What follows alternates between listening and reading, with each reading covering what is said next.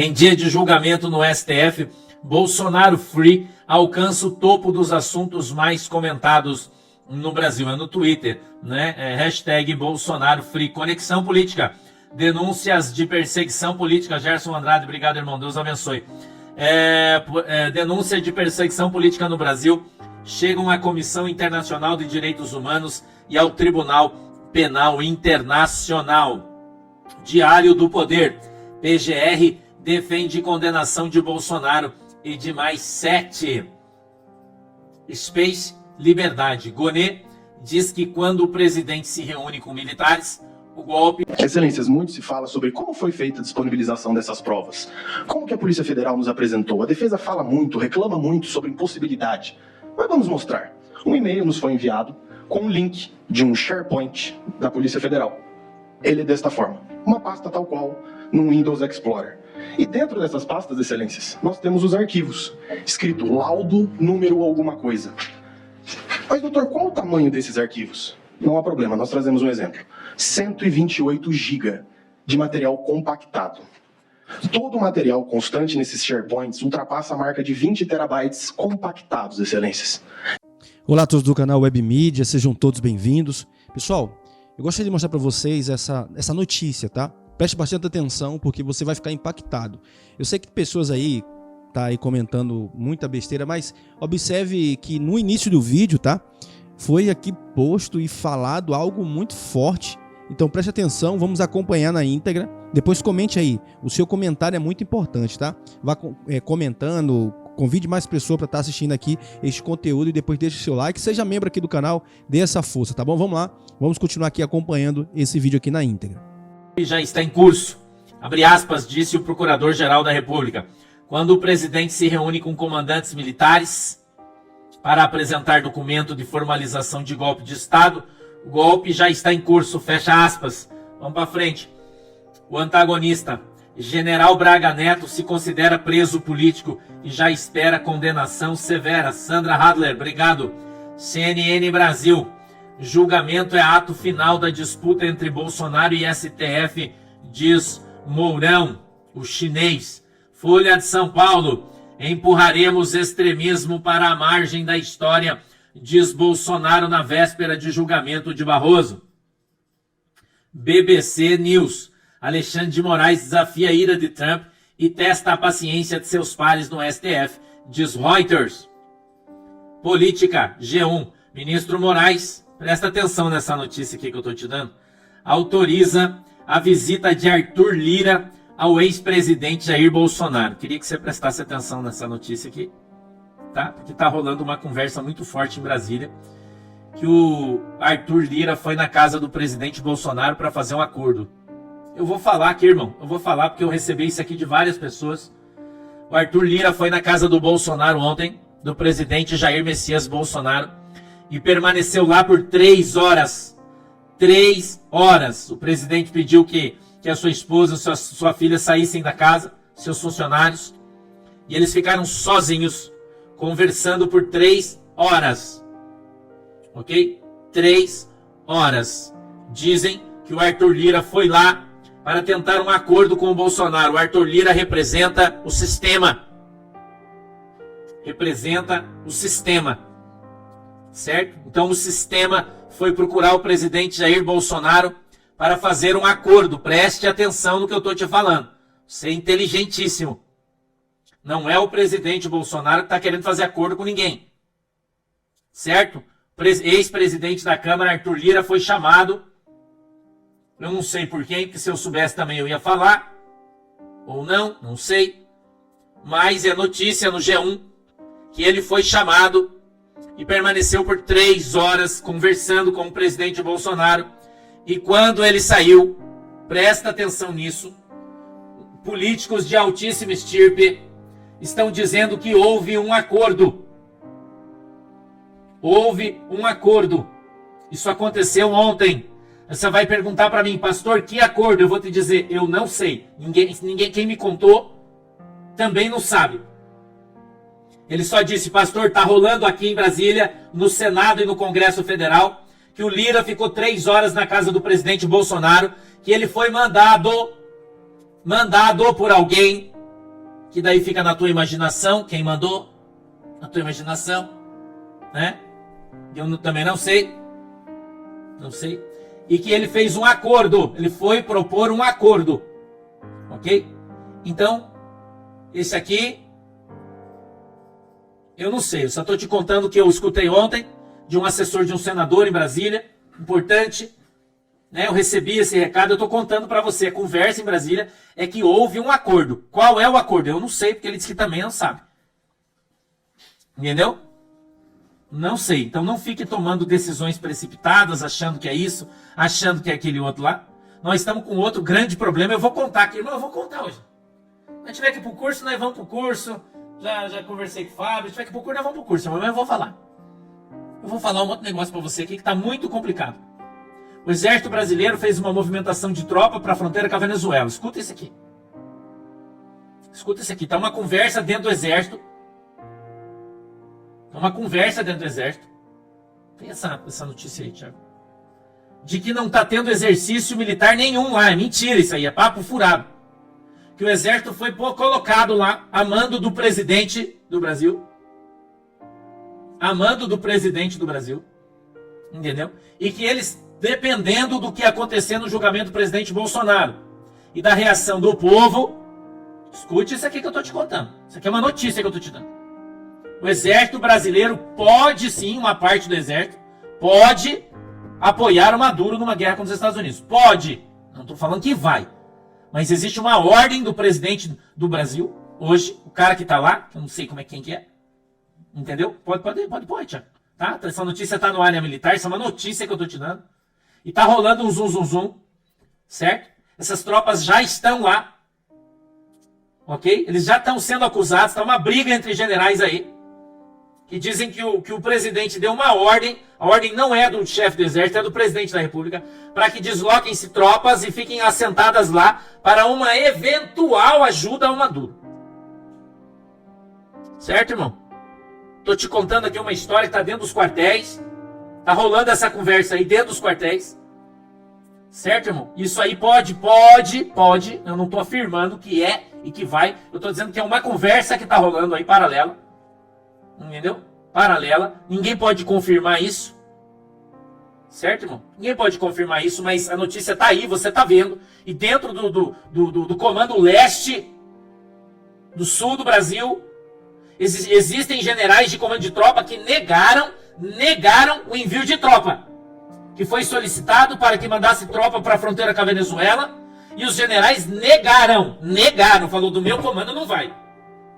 Certo, irmão? Eu estou te contando algo que está acontecendo dentro do exército brasileiro, ninguém fala nada disso, eu estou falando, isso é verdade, entendeu? Isso é verdade o que eu estou contando para você.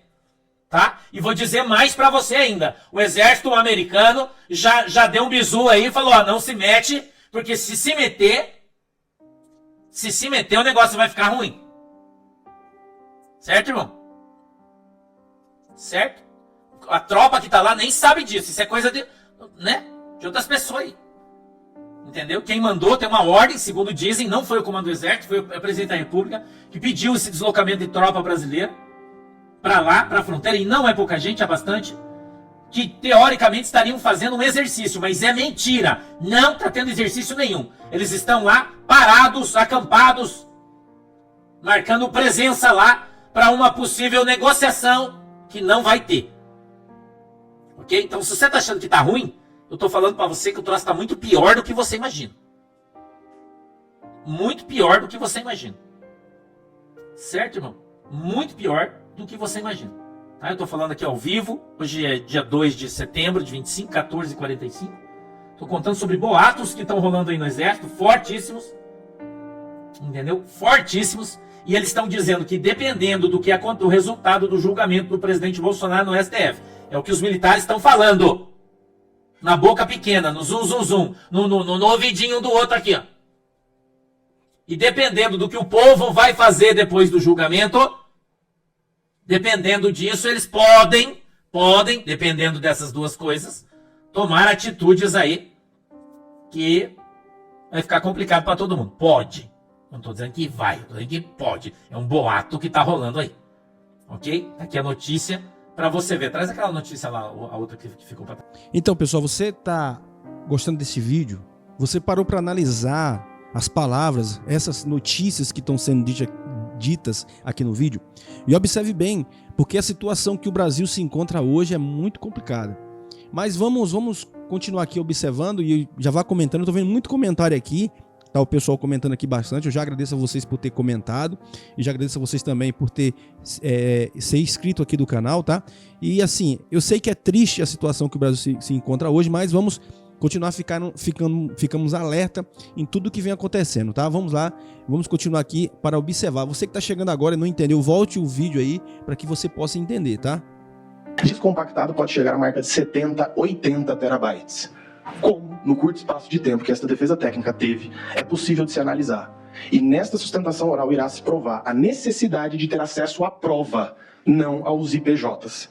E aqui, excelências, nós temos um fato curioso, que essa defesa técnica vem desde o primeiro momento martelando a necessidade de se ter acesso à suposta agenda que o Ministério Público traz. Olha a pasta que me surge 2 dias antes do interrogatório. OP Tempus Veritatis. Curiosamente, não se sabe por que, nem como, se aparece uma pasta com as digitalizações do que seria a Operação Tempus Veritatis. E aqui está a prova de que foi inserida no dia 8 de maio. Lembrando que o interrogatório foi dia 10.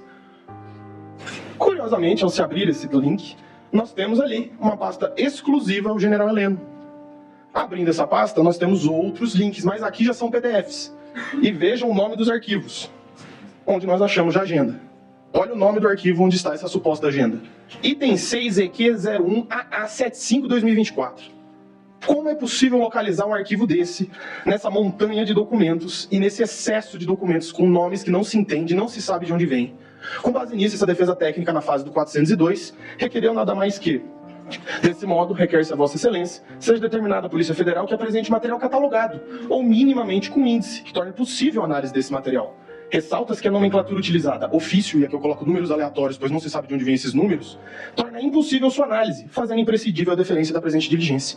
Não se pediu aqui mais acesso, haja visto que o acesso foi dado. Curiosamente, pastas iam surgindo após. Mas o que se queria saber é o que tem nisso aqui? O que quer dizer esse número? Quais são os ofícios? O ofício 12330 é o celular do general fulano. O ofício 12700 e tanto é o celular do Beltrano. Não se tem como saber. Então o que foi pedido na fase do 402 foi minimamente uma explicação, um índice, um sumário que assim o seja. Mas nos foi negado sob o pretexto de que seria meramente protelatório. O segundo ponto da minha fala é pela nulidade do sistema acusatório e ao direito ao silêncio. E aqui, excelências, eu começo com um ponto bem sensível, que são as perguntas realizadas no dia dos interrogatórios. Vejamos, excelência, que aqui se trata das perguntas diretas. Nós não pegamos, por exemplo, quando o Ministério Público faz uma pergunta e o ministro relator se aproveita para fazer uma pergunta em cima, ou seja, que são perguntas originadas diretamente do ministro relator e diretamente do Ministério Público. Nós temos 302 perguntas do ministro relator contra 59 da Procuradoria-Geral da República. E aqui, excelências, muito se indaga, mas somente perguntar a mais não quer dizer que houve uma violação propriamente. O juiz também pode produzir provas. Mas aqui nós temos um fato curioso. Uma das testemunhas arroladas, o senhor Valdo Manuel de Oliveira Aires, foi indagado pelo ministro relator a respeito de uma publicação dele nas redes sociais que não consta dos autos. Ou seja, nós temos uma postura ativa do ministro relator de investigar testemunhas. Por que o Ministério Público que não fez isso? Qual o papel do juiz julgador? Ou é o juiz inquisitor? O juiz é o imparcial, o juiz é o afastado da causa. Por que o magistrado tem a iniciativa de pesquisar as redes sociais da testemunha? Não que o ponto não seja relevante, pode às vezes ser relevante, mas quem tem a iniciativa probatória, a quem compete o ônus da prova? Ao Ministério Público. E aqui eu trago uma citação bem curiosa, em que fala que é de ferrajolha a lição de que no sistema acusatório, diante da rígida separação de papéis em sujeitos processuais, que esse é o ponto característico, não é possível que o juiz assuma a iniciativa da prova, do mesmo modo que o acusador não pode exercer a função de julgar. E aqui eu trago ainda uma outra lição do professor Auli Lopes Júnior, em que ele fala: é da essência do sistema acusatório a aglutinação de funções na mão do juiz. Não existe imparcialidade, pois uma mesma pessoa busca a prova e decide a partir da prova que ele mesmo produziu. E eu trago uma citação aqui do próprio ministro Luiz Fux, na ADI 6298, onde ele traz um curioso pensamento. A legítima vedação, a substituição da atuação probatória do órgão acusador significa que o juiz não pode, em hipótese alguma, tornar-se protagonista do processo. E com essa reflexão, excelências, eu venho para o último ponto dessa questão, que é a violação do artigo 5º da Constituição, inciso 53. 53, desculpa. Em que diz o seguinte: o réu, quando do seu interrogatório, apontou o direito do uso parcial ao direito ao silêncio, no qual ele só iria responder às perguntas da sua defesa. Como Vossas Excelências sabem muito mais do que eu, a Constituição veda o uso do silêncio em prejuízo do réu. E eu indago a Vossas Excelências, qual a função da consignação das perguntas por parte do juiz instrutor? E aqui mais curioso, o Ministério Público não quis consignar perguntas. Quem quis consignar perguntas foi o juiz. Não houve nem iniciativa do parquê a consignação de perguntas, que seria até um pouco compreensível, ao meu ver. Então eu vos indago, quando se questiona, não vou consignar as perguntas, se o réu não responde alguma pergunta, não prevalece o indúbio pro réu? Então qual a função da consignação das perguntas, se não o constrangimento do interrogando? Ao se colocar as suas perguntas, se o interrogando não responde alguma pergunta, não estaria ele coagido a responder de certa forma? Então, para esta defesa técnica, fica muito evidente e fica claro a questão da nulidade pela violação do sistema acusatório e do direito ao silêncio. Então é isso aí, pessoal. Agradeço a vocês por ter ficado até o finalzinho. Peço a vocês que deixem seu like, compartilhe, convide mais pessoas para estar assistindo aqui o nosso conteúdo, tá bom? Fiquem todos com Deus, em nome de Jesus. Até um próximo vídeo, assim se Deus permitir. Que Deus continue abençoando a sua casa, a sua família, em nome de Jesus.